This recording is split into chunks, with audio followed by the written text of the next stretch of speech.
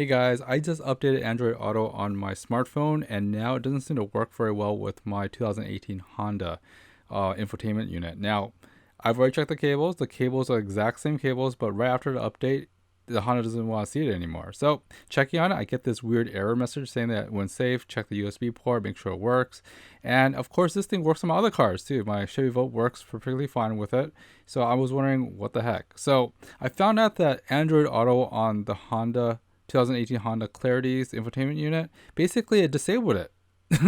After connecting it once, it disabled it by itself. So I went back in, I did a reboot of the head unit and stuff, and I re-enabled it, and then it sees it and it asked me to reconnect it. After re-enabling it and unplugging and plugging back in the USB, it finally sees it, which is awesome.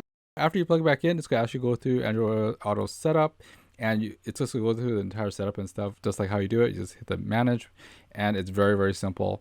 Now, if it doesn't work for you the first way, you can also delete that profile and then completely get rid of it, like I'm doing right now. Just select it, delete it from the list, and then you go want to enable it later with always enable for the permissions and stuff so that you can see it. So that should fix it as well. But yeah, I noticed I was puzzled for a long time because the cable is the same, everything's the same. The only thing is the Honda didn't like it after I did the update, and it automatically disabled it apparently on the Honda side. But it works perfectly fine now, which is really good. Occasionally, it still drops you the Bluetooth connection, which I don't understand why. But if you know, please leave some comments below as well.